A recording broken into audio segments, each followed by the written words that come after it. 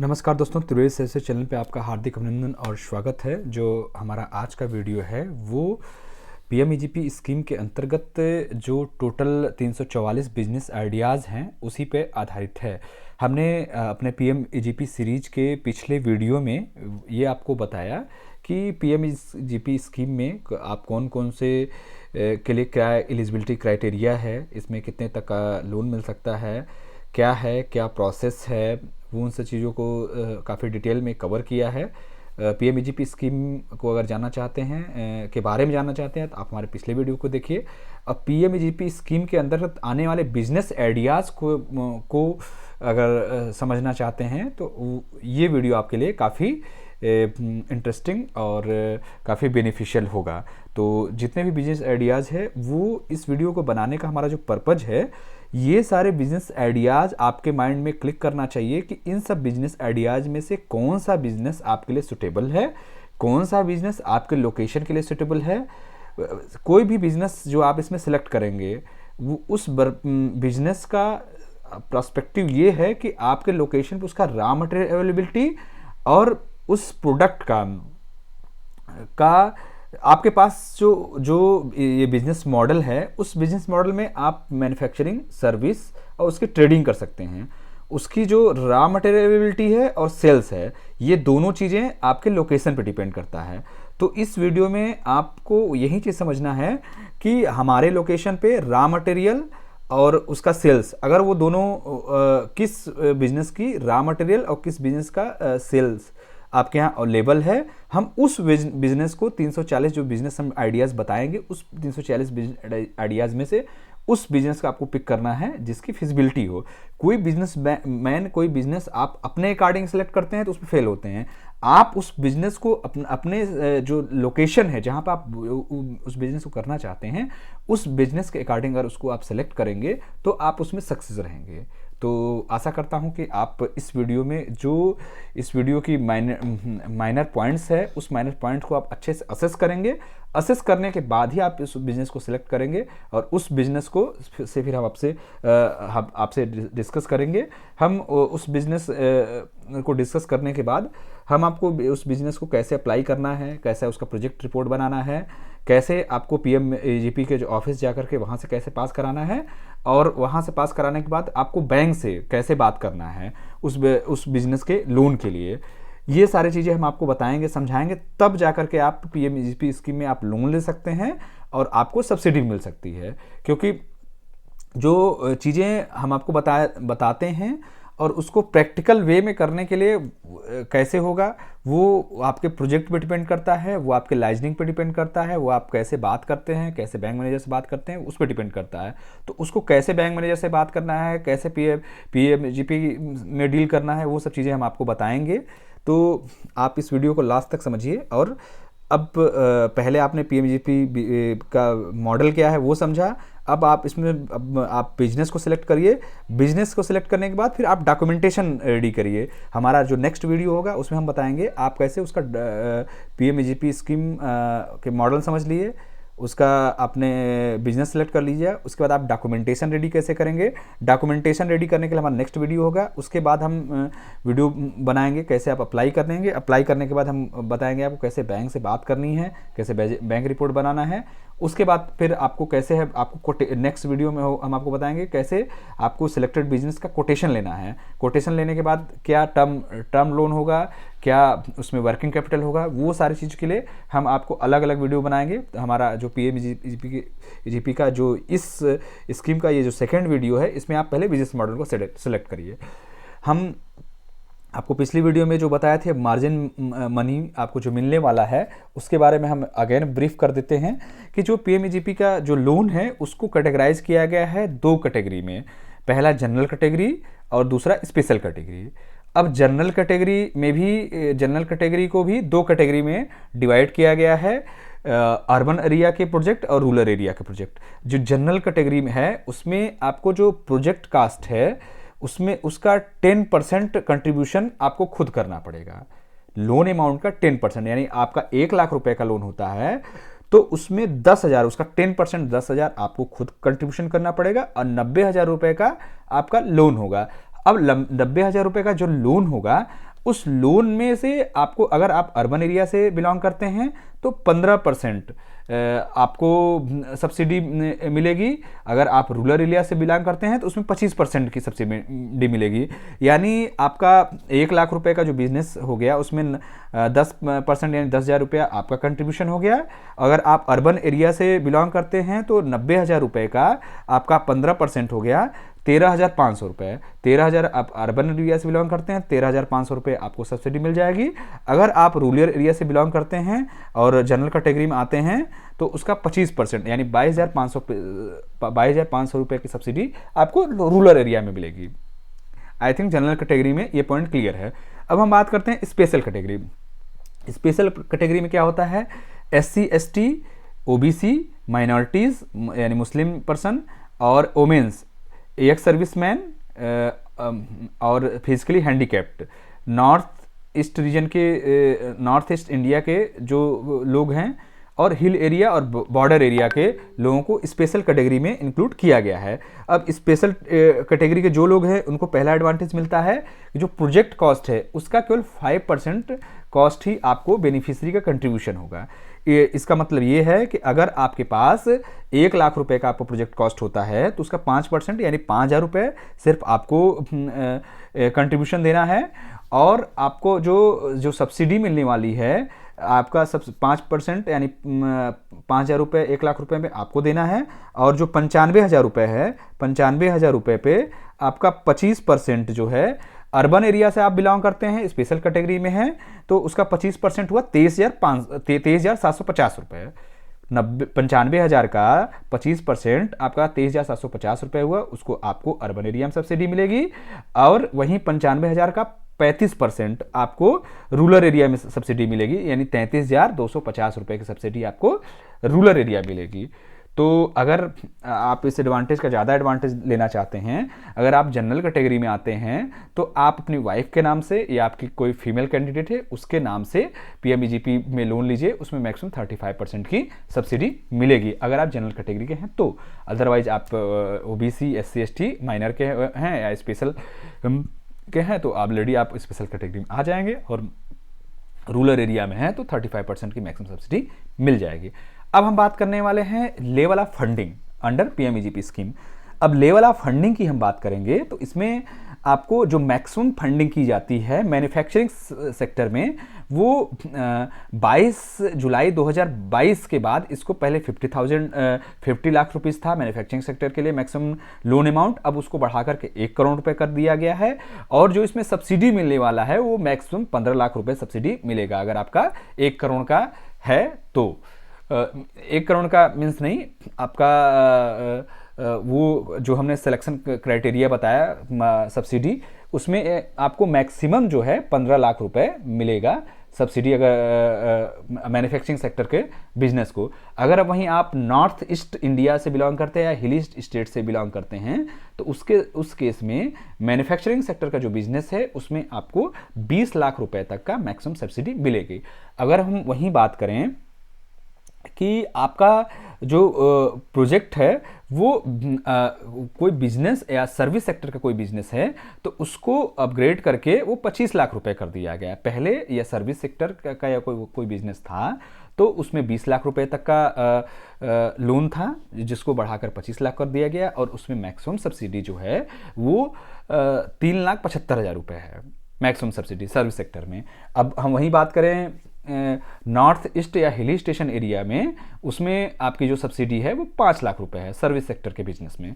अगर हम बात करें कि आपका ये इसमें आपको ट्रेड को भी इंक्लूड किया गया है, मतलब service sector plus trading business को भी इंक्लूड किया गया है। अब मैन्युफैक्चरिंग, ट्रेड और सर्विस के बारे में अभी नेक्स्ट स्लाइड में कवर करेंगे।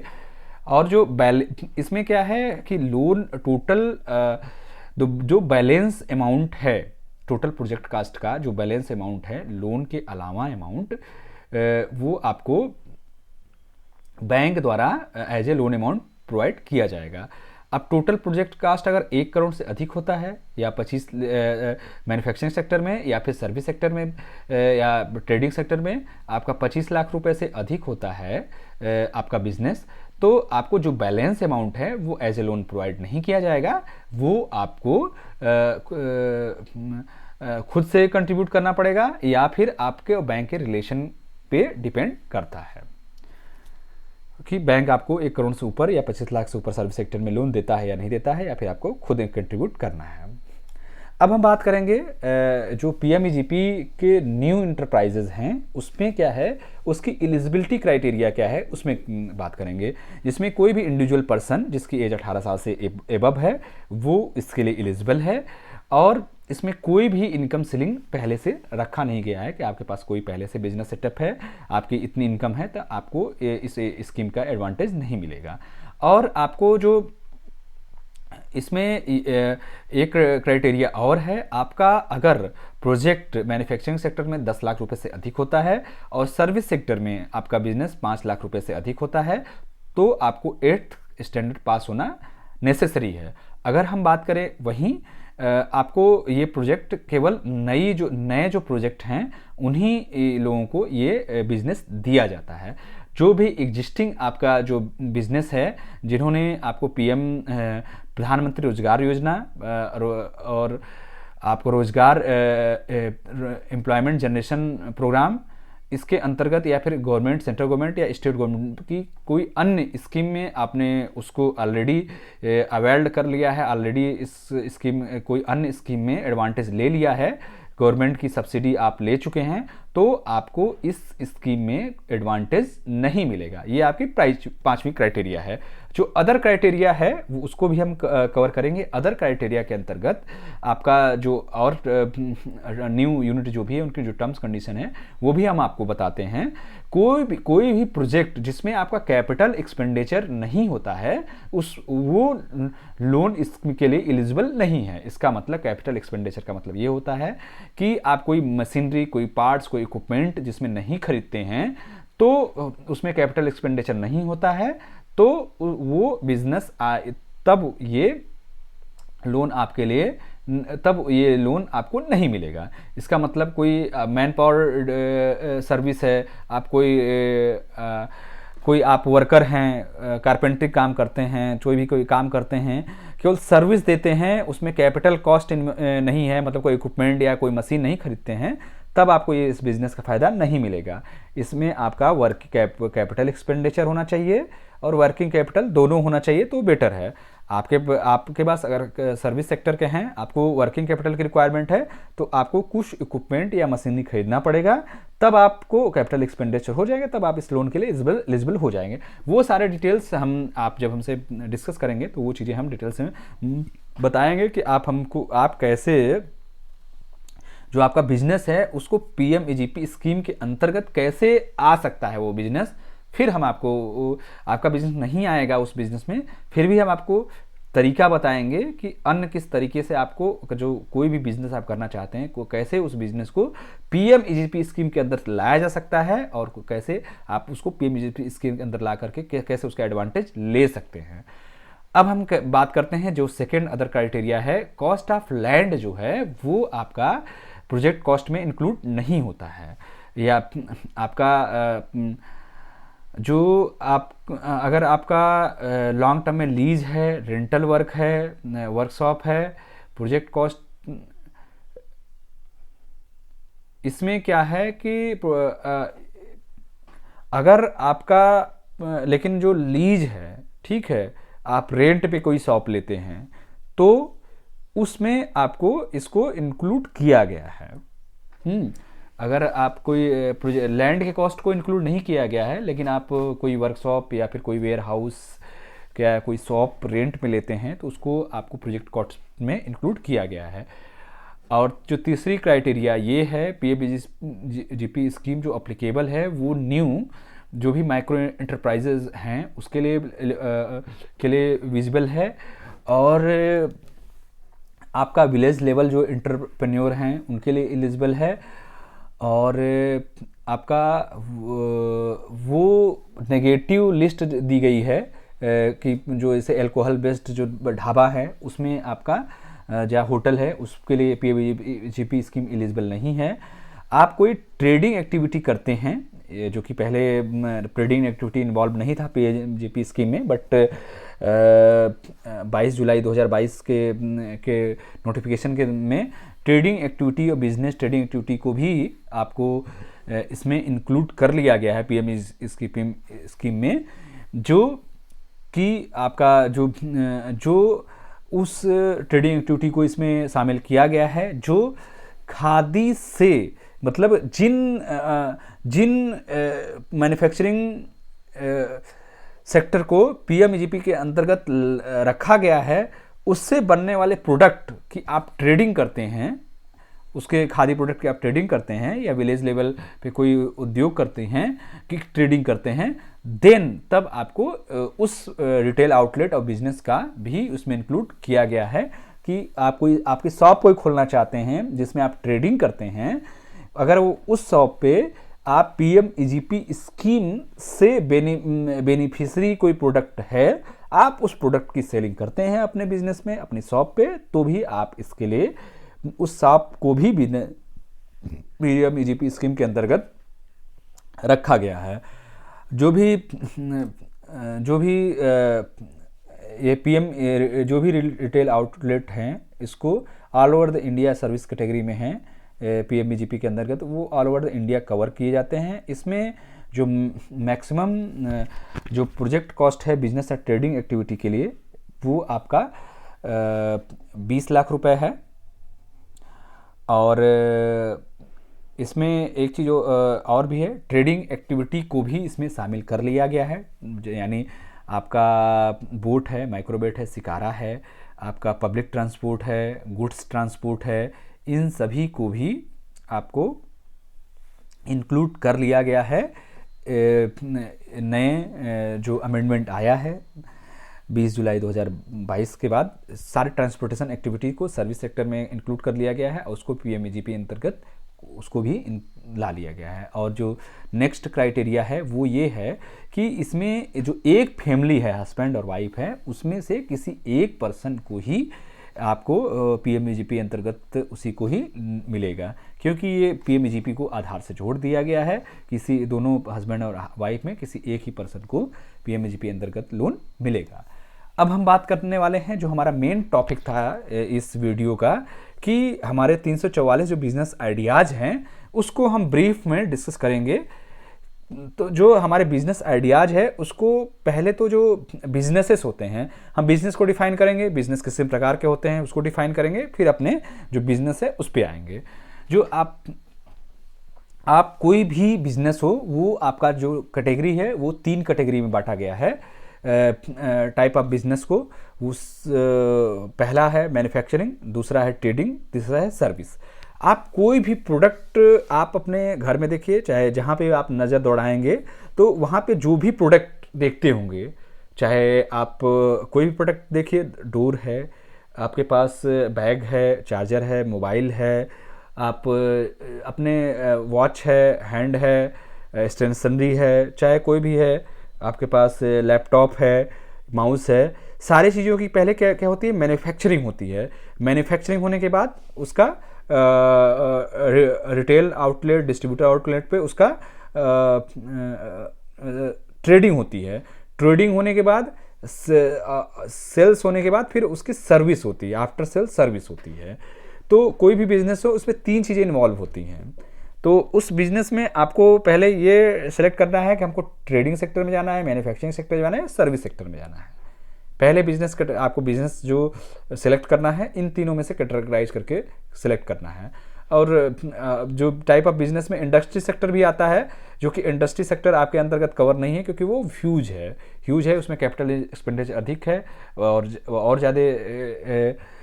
और ज़्यादा इन्वॉल्वमेंट है और सारी चीज़ें हैं। तो इंडस्ट्री सेक्टर को हम अभी यहाँ नहीं कवर करेंगे। जो बिजनेस होता है, बिजनेस को हम यहाँ पे डिफाइन कर रहे हैं कि जो बिजनेस होता है उसमें क्या होता है कि बिजनेस में क्या इन्वॉल्वमेंट होता है, रेगुलर प्रोडक्शन होता है। रेगुलर प्रोडक्शन के बाद उसमें डिस्ट्रीब्यूशन, गुड्स और सर्विसेज का डिस्ट्रीब्यूशन होता है और उसमें कस्टमर का सेटिस्फेक्शन होता है और ह्यूमन की नीड पूरी होती है। ये आपका बिजनेस की डिफिनीशन है कि बिजनेस जो होती है वो इसमें इकोनॉमिक एक्टिविटी इन्वॉल्व होती है। जो इकोनॉमिक एक्टिविटी है उसमें आपका इकोनॉमिक एक्टिविटी में आपका प्रोडक्शन होता है, डिस्ट्रीब्यूशन होता है, और गुड्स और सर्विस होती है, और आपका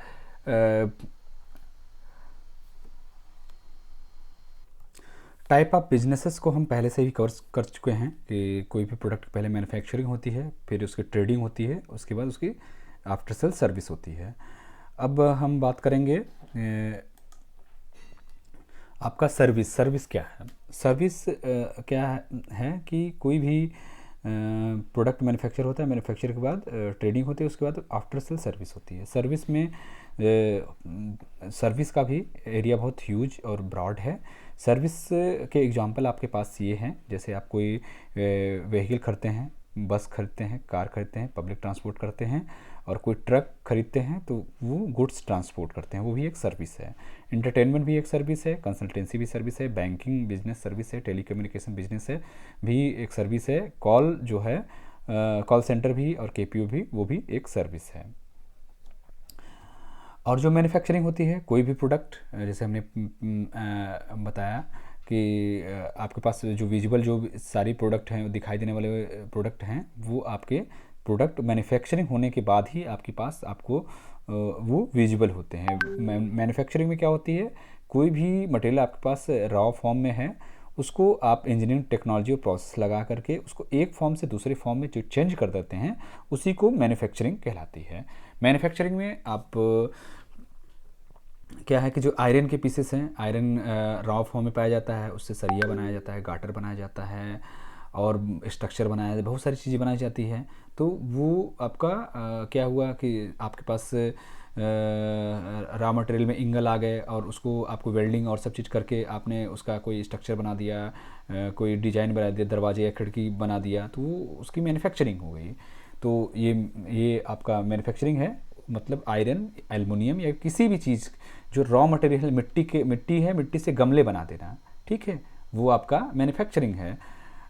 और मिट्टी से भी बहुत सारी चीज़ें बनती हैं, और एल्युमिनियम से भी बहुत सारी चीज़ें बनती है, आयरन से बहुत सारी चीज़ें बनती है, वुड है, वुड से भी बहुत सारी चीज़ें बनती हैं। तो ये सारी चीज़ें मैन्युफैक्चरिंग में आती हैं। इसमें उसके फॉर्म को आप चेंज कर सकते हैं, एक फॉर्म से दूसरे फॉर्म में। अब इसमें आपका जो मशीनरी है, मैन्युफैक्चरिंग है, ऑटोमोबाइल सेक्टर है, स्टेशनरी है, आपके पास जो भी प्रोडक्ट आपकी आंखों से विजुअली कोई चीज़ दिखाई देता है, वो उसकी मैन्युफैक्चरिंग होती तभी आपके पास आता है। चाहे लैपटॉप है, मोबाइल है, वो सब चीज़ों की मैन्युफैक्चरिंग हुई है, फिर आपके पास आ पाया है।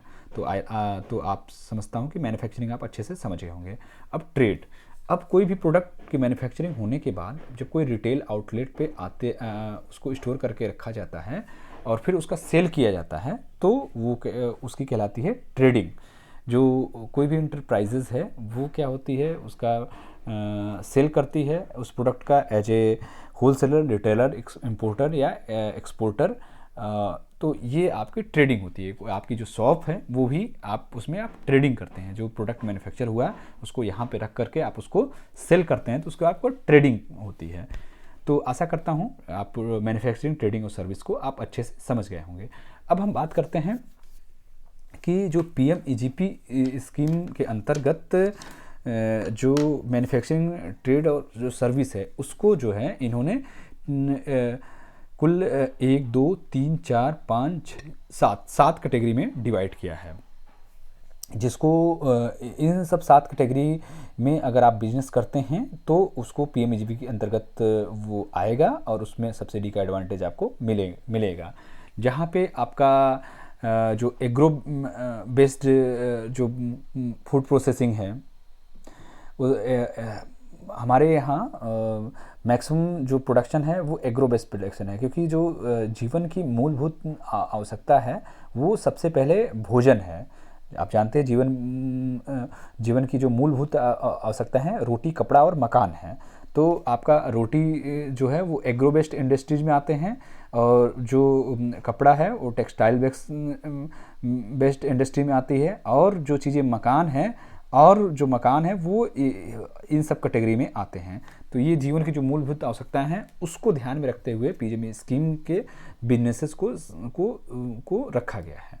इसमें एग्रो बेस्ड इंजीनियरिंग है, फॉरेस्ट बेस्ड जो प्रोडक्ट बनते हैं उससे बेस्ड जो बिज़नेस है वो है, हैंडमेड जो आपका पेपर और फाइबर से जो चीज़ें बनती हैं वो बिज़नेस है, माइनल जो मिनरल बेस्ड प्रोडक्ट हैं वो बिज़नेस है, और पॉलीमर और केमिकल बेस्ड जो प्रोडक्ट हैं वो बिज़नेस है, रूरल इंजीनियरिंग और बायोटेक से संबंधित जो बिज़नेस है वो है, और सर्विस और टेक्सटाइल्स सेक्टर के जो बिज़नेस है वो बिज़नेस को भी पीएमईजीपी स्कीम के अंतर्गत रखा गया है। अब हम जो 344 जो बिज़नेस हैं उस बिज़नेस को हम यहाँ पे दिखाए हैं, वो इस बिज़नेस के बारे में बताएं, उसका प्रोजेक्ट कॉस्ट कितना है, उसका जो प्रोजेक्ट रिपोर्ट है वो भी आप हमारे वीडियो के डिस्क्रिप्शन है वहाँ से क्लिक करके उसके प्रोजेक्ट रिपोर्ट भी उस बिज़नेस का आप देख सकते हैं कि उसमें कितना कैपिटल एक्सपेंडिचर है, उसका वर्किंग कैपिटल कितना है, और उससे आपको कितना बेनिफिट होने वाला है, पर मंथ कितनी इनकम होने वाली है, एनुअल रिटर्न कितना है, आपका डेप्थ, आप जो लोन करते हैं उसको डेप्ट बोलते हैं, डेप्ट वर्सेस आपका रिटर्न कितना है, ये सारा चीज़ कैलकुलेशन आप उस प्रोजेक्ट रिपोर्ट में देख सकते हैं। यहाँ पे हम सारे बिजनेस को बहुत ही ब्रीफ में केवल पढ़ेंगे, पढ़ने से आपके माइंड में वो बिज़नेस क्लिक करेगा। इस वीडियो को आप देख करके केवल ये समझिए कि वो बिज़नेस आपके माइंड में क्लिक करना चाहिए एक बार, तो इस वीडियो का पर्पस पूरा होगा। अब उस बिज़नेस को क्लिक करने के बाद उसकी वायबिलिटी, उसकी फिजिबिलिटी आपके यहाँ, यानी उसकी फिजिबिलिटी मीन्स उसका रॉ मटेरियल और उसका प्रोडक्शन करने के बाद या बिज़नेस को करने के बाद, उस जो बिज़नेस करने के बाद चाहे उस बिज़नेस को आप ट्रेडिंग करें, मैन्युफैक्चरिंग करें या सेल्स करें, वो आपके हाथ में केवल यही 3 चीज़ें हैं। ये 3 चीज़ करने के बाद आपका उसका सेल्स आता है, तो फिजिबिलिटी वहीं से चेक करना है आपके यहाँ, उसकी रॉ मटेरियल और सेल्स अगर आपके पास अवेलेबल है उस बिज़नेस का, देन वो बिज़नेस आपके लोकेशन पे सक्सेस होगा। तब उस बिज़नेस में आपको सिलेक्ट करना है कि आपको मैन्युफैक्चरिंग करना है, उसका ट्रेडिंग करना है या उसका सर्विस करना है। फिर आप इन तीनों चीज़ों को कैटेगराइज करके उस बिज़नेस को सिलेक्ट करेंगे, तब वो बिज़नेस आपके लिए सक्सेसफुल होगा। और उसी बिज़नेस को इतनी समझ होगी तब आप क्या कहते हैं उस लोन को, उस बिज़नेस प्लान को लेकर के बैंक के पास जाएंगे, तब उस बैंक आपके बिज़नेस प्लान को एंटरटेन करेगी, यानी उस आपकी बात को सुनेगी। अगर आपकी बातों में दम नहीं रहेगा तो कोई भी ब्रांच मैनेजर की बातों को वेटेज नहीं देगा और आपके लोन को जो भी बिज़नेस है उसको सीरियसली नहीं लेगा। इसलिए आप जो बिज़नेस आप करना चाहते हैं, जिस लोन के बारे में आप बात करना चाहते हैं, उस बिज़नेस के बारे में थारो स्टडी करिए, हमसे कांटेक्ट करिए। हम उसकी आप अपनी फिजिबिलिटी, पहले आप अपनी फिजिबिलिटी चेक करिए, आप अपना सेल्स चेक करिए, उसके बाद हमसे डिस्कस करिए। हम आपको और इन्फोर्स करेंगे उसमें और क्या इनपुट दे सकते हैं। फिजिबिलिटी हम भी आपको की पॉइंट्स देंगे कि आपके यहाँ फिजिबल है बिजनेस, आपके यहाँ की नहीं बिजनेस है, आपके पास ओन उस प्रोजेक्ट के लिए आपके पास आपका खुद का कितना कंट्रीब्यूशन है, आप कितना लोन ले सकते हैं, और उसके बाद उस बिजनेस के रिगार्डिंग आपको कितना लोन लेना चाहिए। जो आपका एरिया है उस एरिया में जो आपका रॉ मटेरियल की अवेलेबिलिटी है और जो सेल्स की अवेलेबिलिटी है, उसके आधार पे आप उस बिजनेस को कितने लेवल तक ले जा सकते हैं, कितने तक का लोन आपको लेना चाहिए, ताकि आप बिजनेस को क्योंकि जो बिजनेस है उसमें 3 साल तक आपको लोन को चलाना है, तब जाकर के आपको सब्सिडी मिलेगी। उसमें क्या है, जो सब्सिडी अमाउंट है उसको as a FD amount, TRD, term loan deposit के रूप में उस अमाउंट को ब्लॉक करके जो आपका जो लोन अकाउंट रहता है, लोन अकाउंट में अगर आपका लोन 5 लाख रुपए का है, उसमें जो सब्सिडी अमाउंट है, मान लीजिए 35% की सब्सिडी है, तो 1,75,000 रुपये उसमें आपको वो उसकी एफडी बन करके जो लोन अकाउंट है उसके साथ ऐड कर दिया जाएगा, और लोन अमाउंट में से वो अमाउंट घटा दिया जाएगा, और जो बचा हुआ अमाउंट है उस अमाउंट पे आपको ईएमआई यानी लोन का प्रिंसिपल अमाउंट प्लस उसका इंटरेस्ट आपको देना पड़ेगा।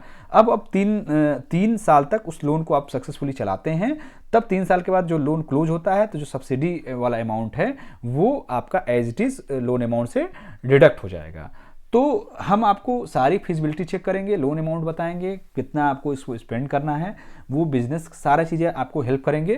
तो प्लीज़ पहले इस सारे जो बिजनेस है उसको थ्रू आउट आप अपने माइंड में एक बार क्लिक करिए। जैसे बेकरी प्रोडक्ट है, जो बेकरी प्रोडक्ट हैं, बेकरी प्रोडक्ट में आपका ब्रेड आता है, बिस्कुट आता है, रोल आता है, आपका पेस्ट्रीज आता है, पेस्ट्री आता है, ये सारा बेकरी से रिलेटेड प्रोडक्ट हैं। ये इस बिज़नेस का आपके लोकेशन पे क्या रॉ मटेरियल है, क्या रॉ मटेरियल के साथ साथ उसकी क्या सेल्स है, उसके हिसाब से आप इस बिज़नेस को भी सिलेक्ट कर सकते हैं। इसमें जो प्रोजेक्ट कॉस्ट है वो यहाँ पे दिया गया है। ये आप अपने ये प्रोजेक्ट, एक प्रोजेक्ट कॉस्ट की वैल्यू वो मशीनरी और कितनी मशीनरी रखी जा रही है और कितना वहाँ पे सेल्स है उसके अकॉर्डिंग प्रोजेक्ट कॉस्ट है। बट ये प्रोजेक्ट कॉस्ट आपके लोकेशन पे डिपेंड नहीं करती है, वो आपका कितना सेल्स है, कितना आप मशीनरी लगाना चाहते हैं, उस पर आपका प्रोजेक्ट कॉस्ट डिपेंड करेगा। सेल्स, सर्विस और रॉ मटेरियल पे अवेलेबिलिटी, ये जस्ट एक एग्जांपल है कि इसमें इतना तक का प्रोजेक्ट कॉस्ट हो सकता है। और बनाना चिप्स बनाने का बिज़नेस अगर आप करते हैं तो वो भी कर सकते हैं, बनाना चिप्स का बिज़नेस कर सकते हैं। बेसन की मैन्युफैक्चरिंग यूनिट लगा करके बिज़नेस कर सकते हैं।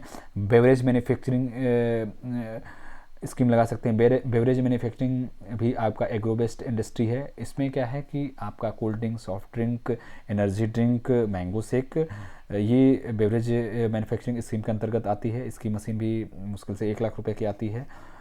और जो काजू नट की प्रोसेसिंग यूनिट भी आप लगा सकते हैं। इसकी प्रोजेक्ट कॉस्ट 18 लाख रुपए है।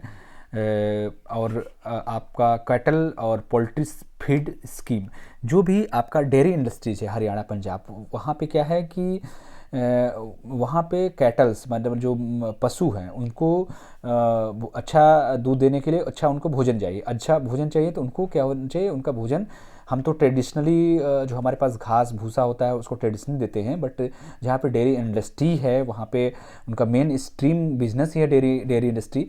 तो देन वहाँ पे वो लोग क्या होता है कैटल और पोल्ट्री मुर्गी जो है पालन है उसमें उनके पर्टिकुलर भोजन खरीद करके लाते हैं और उनको देते हैं। तो जहाँ पे ये इंडस्ट्री वायबल है वहाँ पे कैटल और पोल्ट्री फीड का जो स्कीम है उसका मैन्युफैक्चरिंग प्लांट लगाया जा सकता है। और कोकोनट ऑयल से रिलेटेड जो मैन्युफैक्चरिंग बिजनेस है वो किया जा सकता है। कंपाउंड जो एडहेसिव है उसमें क्या है कि आप जो हींग होता है आपका नेचुरल फॉर्म में वो एक गोंद है।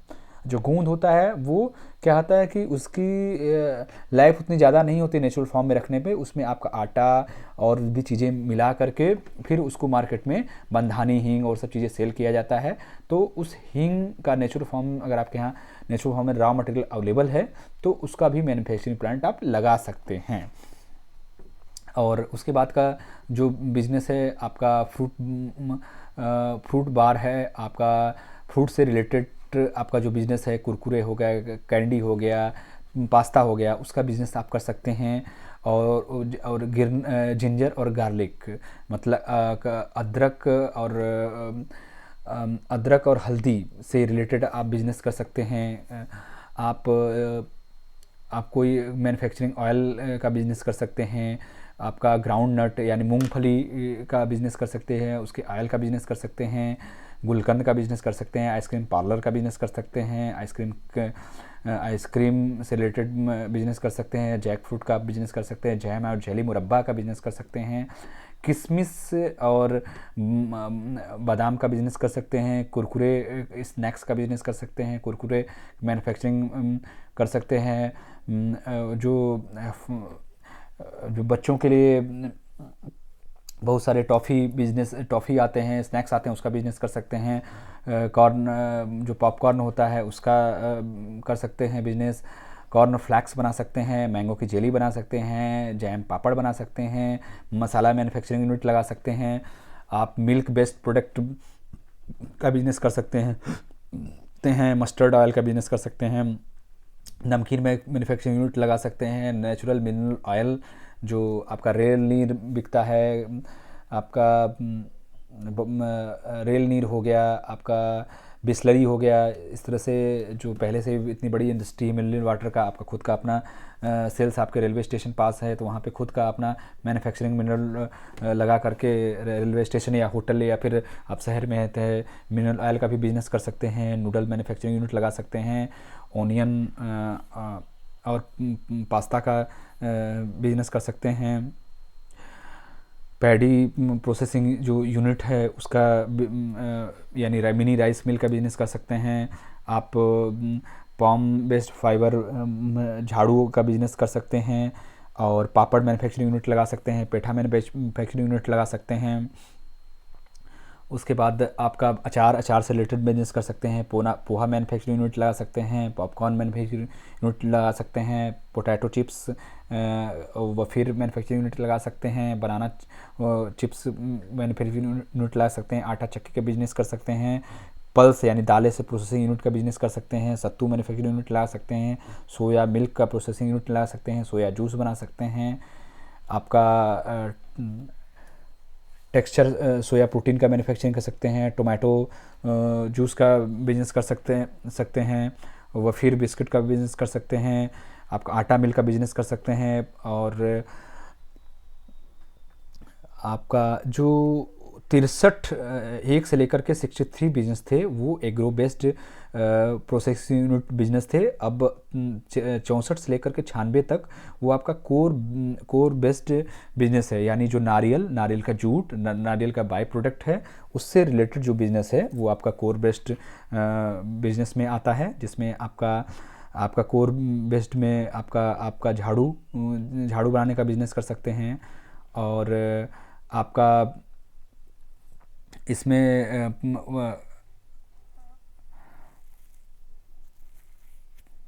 आपका जो कोर बेस्ड बिजनेस में टेक्सटाइल का भी बिजनेस आता है, आपका जो मोबाइल है उसका वॉश करने के लिए भी आप जो घर में बर्तन साफ़ करना है, कार वॉश करना है, टेबल चेयर वॉश करना है, उसके लिए भी जो वॉशिंग यूनिट होती है उसको बना सकते हैं। और आप इसमें कोर से जो नारियल जूट से रिलेटेड जो बिज़नेस है वो शायद साउथ इंडिया में नारियल अधिक पाया जाता है, वहाँ पे वो बिज़नेस किया जा सकता है। आप उसका जूट का मैट बना सकते हैं, मैट बना सकते हैं, और आप मेज पोस्ट बना सकते हैं, टेबल पोस्ट बना सकते हैं। और कोर बेस इंडस्ट्री में आपका जो वाइट बोर्ड होता है, ब्लैक बोर्ड होता है, उसमें आपको डस्टर होता है, डस्टर यूनिट बना सकते हैं। और उसमें आपको जो रॉ मटेरियल होता है नारियल को भी आप सेल कर सकते हैं, कोकोनट ऑयल बना सकते हैं, कोकोनट शैम्पू, कोकोनट बेस्ड और सारे प्रोजेक्ट बना सकते हैं। अब 96 जो प्रोजेक्ट हैं आपके जूट और नारियल संबंधित थे। 96 के बाद 97 से लेकर नेक्स्ट आपके फॉरेस्ट इंडस्ट्री से रिलेटेड जो प्रोडक्ट हैं, जैसे जो आपका बांस है, बैम्बू का मैन्युफैक्चरिंग यूनिट लगा सकते हैं, बैम्बू का आप सूरैक बना सकते हैं, बैम्बू का आप टोकरी बना सकते हैं, बैम्बू का आपका शो केस बना सकते हैं, बैम्बू का आप सोफ़ा भी बैम्बू का बनाया जा सकता है। आपको बांस और आपका हनी से रिलेटेड जो बिज़नेस है वो भी आप कर सकते हैं। आपका उसमें आप हनी मैन्युफैक्चरिंग यूनिट लगा सकते हैं, हनी प्रोसेसिंग यूनिट लगा सकते हैं, हनी जैम बना सकते हैं। और आपका जो आयुर्वेदिक है, आयुर्वेद से रिलेटेड जो सिरप हैं वो बना सकते हैं। आप आयुर्वेद से रिलेटेड कैप्सूल बना सकते हैं, आयुर्वेदिक चूर्ण बना सकते हैं, जो कि हाजमा के लिए, पेट के लिए बेनिफिशियल होता है। आप आयुर्वेदिक टैबलेट बना सकते हैं, आयुर्वेदिक वटी गुटखा बना सकते हैं, आप जो नेचुरल घी है वो बना सकते हैं, आप मेडिकेटेड ऑयल बना सकते हैं। मेडिकेटेड ऑयल में सिरोधारा आता है, सिरोधारा ऑयल जो कि आपको सिरोधारा एक मेडिटेशन है जिसमें सर के ऊपर सिरोधारा ऑयल का ड्रॉपलेट्स धीरे धीरे गिराया जाता है। वो सिरोधारा ऑयल हेयर को ग्रोथ करने में काफ़ी एडवांटेज होता है। आप पाउडर बना सकते हैं, आप मीडियम स्केल पे सारी चीज़ें बना सकते हैं। बैम्बू का मैट बना सकते हैं, आप लाख का प्रोडक्शन कर सकते हैं, और वार्निश बना सकते हैं, और शटल कॉक बना सकते हैं, सर्जिकल बैंडेज बना सकते हैं, सर्जिकल टाइप के जो बी है उसका मेटलर्जिकल कोक बना सकते हैं, सीमेंट की जाली बना सकते हैं। और अब 96 से लेकर आपका 1821 तक आपका में जो फॉरेस्ट 119 था, फॉरेस्ट बेस्ड इंडस्ट्री था। उसके बाद जो मिनरल बेस्ड इंडस्ट्री है उसमें आपका सीमेंट की जाली बना सकते हैं। जैसे आपका जो जहाँ से पानी का ड्रेन होता है वहाँ पे सीमेंट की जाली रखा जाता है। आप सीमेंट का डोर बना सकते हैं, विंडो बना सकते हैं और उससे रिलेटेड दरवाज़ा बना सकते हैं। सीमेंट का शोकेस बना सकते हैं, सीमेंट का कैंडल बना सकते हैं, सीमेंट का गमला बना सकते हैं, सेरेमिक कलर बना सकते हैं। आप सेरेमिक वायर बना सकते हैं, वायर के ऊपर पीवीसी जो इंसुलेशन होता है वो बना सकते हैं। आप चाक बना सकते हैं, टेलर के यहाँ जो चाक यूज होता है। और उसके बाद पोर्सलिन बना सकते हैं, डेकोरेटिव ग्लास बना सकते हैं, फैंसी आप यूटिलिटी इक्विपमेंट बना सकते हैं। फ्लाई एश जो ब्रिक होता है, जो थर्मल पावर प्लांट में जो फ्लाई एश निकलता है उससे ब्रिक बनता है जो इंटरलॉकिंग में यूज होता है, वो बना सकते हैं। और जेम कटिंग और पॉलिशिंग यूनिट आप लगा सकते हैं। और जो बैंगल होता है, चूड़ी होता है, चूड़ी मैन्युफैक्चरिंग यूनिट लगा सकते हैं। लेमिनेटेड सेफ्टी ग्लास बना सकते हैं। लेड पेंसिल बना सकते हैं। कुकिंग लुकिंग मिरर बना सकते हैं। और आप प्लास्टर बोर्ड बना सकते हैं, प्लास्टर ऑफ पेरिस बना सकते हैं,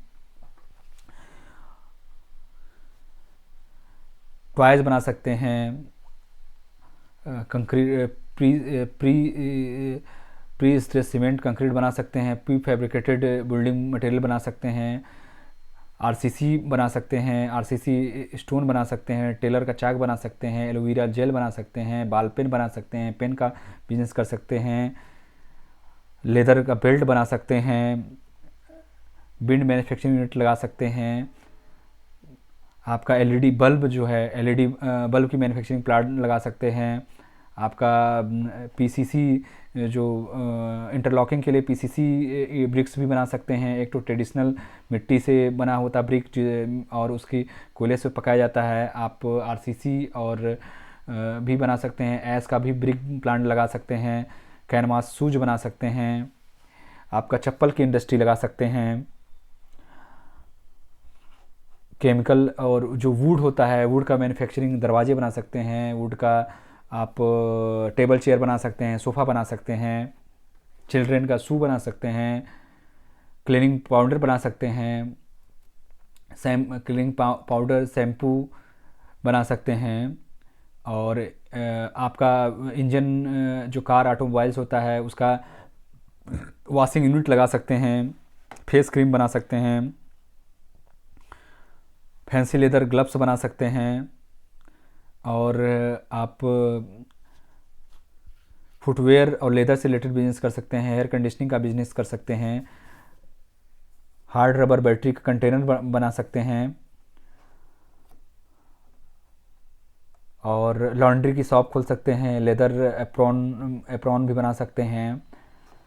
लेदर का में बहुत सारी चीज़ें, लेदर का टॉय बना सकते हैं। और आपका जो लेदर की मूर्तियाँ होती हैं उसको बना सकते हैं, लिपस्टिक, काजल, पेंसिल बना सकते हैं, लिक्विड डिटर्जेंट बना सकते हैं, डिटर्जेंट केक का मैन्युफैक्चरिंग कर सकते हैं, डिटर्जेंट पाउडर और डिटर्जेंट केक का मैन्युफैक्चरिंग यूनिट लगा सकते हैं, हेयर ऑयल बना सकते हैं, मेहंदी के मैन्युफैक्चरिंग यूनिट लगा सकते हैं, नेल पॉलिश का मैन्युफैक्चरिंग यूनिट लगा सकते हैं, शैम्पू का मैन्युफैक्चरिंग यूनिट लगा सकते हैं, इंसुलेटिंग वार्निश का मैन्युफैक्चरिंग यूनिट लगा सकते हैं, प्लास्टिक की बोतल बना सकते हैं, नेफ्थलीन की बॉल बना सकते हैं, बच्चों के खेलने के लिए जो बॉल होता है या फिर किड्स के जो आइटम होते हैं वो बना सकते हैं। फिर परफ्यूम की कंपाउंड यूनिट लगा सकते हैं, अगरबत्ती का मैन्युफैक्चरिंग यूनिट लगा सकते हैं, रबर का स्टैम्प बना सकते हैं, शेविंग क्रीम बना सकते हैं, स्टीम टोनिंग का लोशन बना सकते हैं, टैल्कम पाउडर बना सकते हैं, ठंडा पाउडर बना सकते हैं, टैल्कम सोप बना सकते हैं,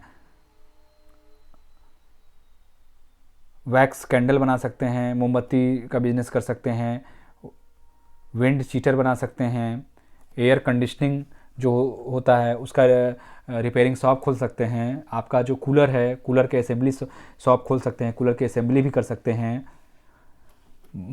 ऑटोमोबाइल की रिपेयरिंग शॉप भी खोल सकते हैं, एल्युमिनियम कैन बना सकते हैं, एल्युमिनियम की फर्नीचर बना सकते हैं, एल्युमिनियम का यूटेंसिल यानी बर्तन बनाने की यूनिट लगा सकते हैं, एल्युमिनियम का वेंटिलेशन यूनिट बना सकते हैं, बेवरेज वेंडिंग यूनिट लगा सकते हैं, डीजल जनरेटर डीजी सेट है उसका असेंबली खुद बना सकते हैं, जो आपके यहाँ होम का सिक्योरिटी सिस्टम है यानी आपका सीसीटीवी कैमरा है उसका बिजनेस कर सकते हैं,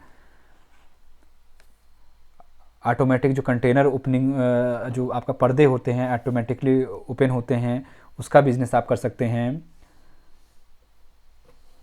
जो ऑटोमोबाइल है ऑटोमोबाइल सेक्टर के में जो कार का सजावट होती है उसका बिजनेस कर सकते हैं, बैटरी का वाटर बना सकते हैं, जो बी बॉक्स होता है यानी जो आपका मधुमक्खी का जो बॉक्स होता है उसका मैन्युफैक्चरिंग कर सकते हैं, आप गमला बना आप गोबर का गमला बना सकते हैं, जो कि गोबर का गमला काफ़ी यूटिलाइज होता है और काफ़ी गोबर के गमले में आज के डेट में गोबर के गमले से अच्छा गमला कोई नहीं है, वो गोबर का गमला बाद में ख़राब होने पे भी उसका यूज हो सकता है।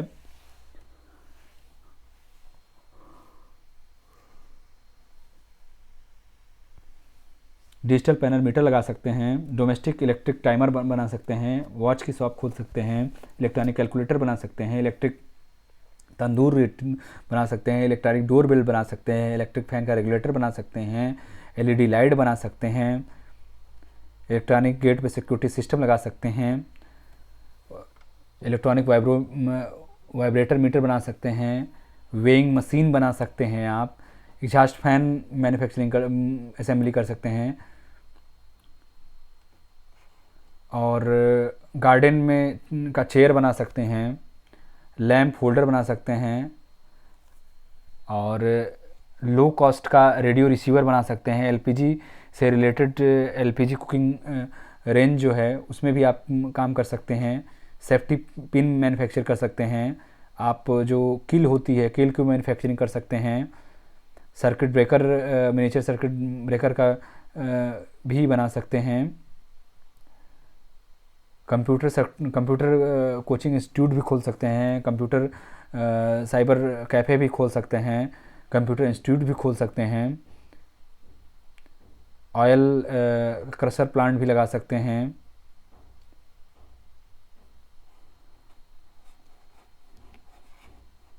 उसके बाद आपका radio tape recorder outdated industry हो गया है, उससे जो प्रोडक्ट लेटेस्ट है वो भी कर सकते हैं।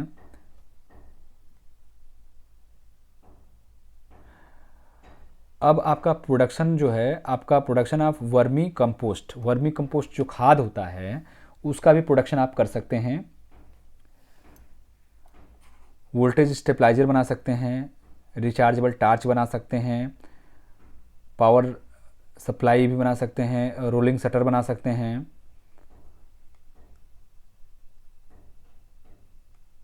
रूम कूलर बना सकते हैं, स्नैप फास्टर बना सकते हैं, सोलर के फील्ड में भी आप सोलर का फ्रेम बना सकते हैं, सोलर की प्लेट बना सकते हैं, सोलर की प्लेट का फ्रेम बना सकते हैं, सोलर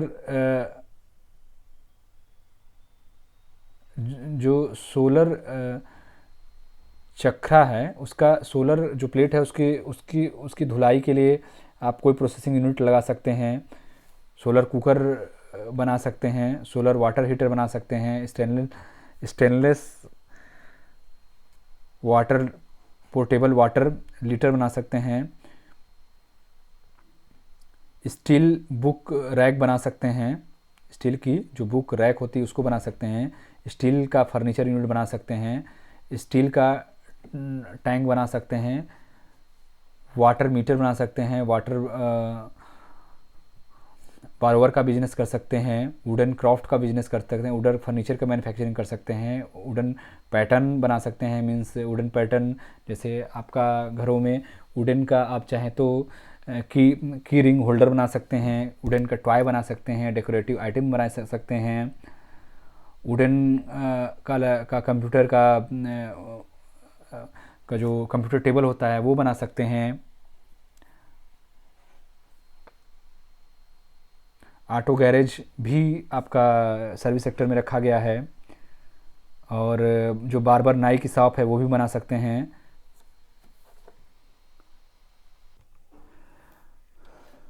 वुडन का जो टॉय होता है उसको डेकोरेटिव पीसों का बिजनेस कर सकते हैं, व्रॉट आयरन है उसका फर्नीचर बना सकते हैं, और एडन कंप्यूटर के जो एडन कार्ड्स हैं उसको बना सकते हैं, और मॉनिटर का जो डिस्प्ले होता है कंप्यूटर के असेंबली कर सकते हैं, ऑटो का गैरेज ओपन कर सकते हैं, बार्बर शॉप नाई की शॉप खोल सकते हैं, चिल्ड्रन गारमेंट्स की शॉप खोल सकते हैं, कंप्यूटर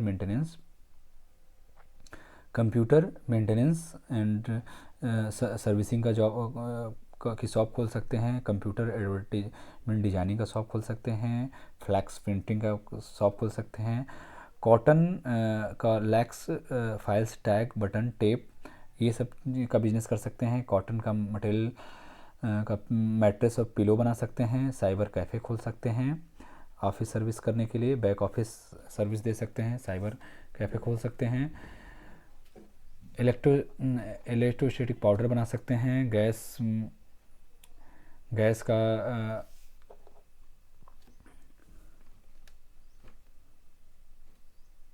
इलेक्ट्रॉनिक रिपेयरिंग यूनिट खोल सकते हैं, इलेक्ट्रॉनिक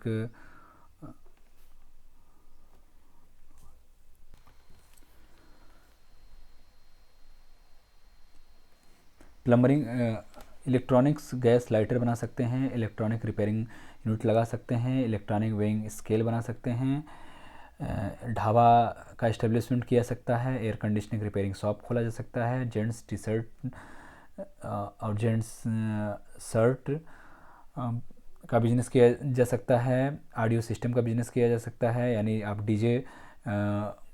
डीजे सिस्टम का भी सर्विस लगा सकते हैं, जो इन्वर्टर असेंबली है उसका भी बिजनेस कर सकते हैं,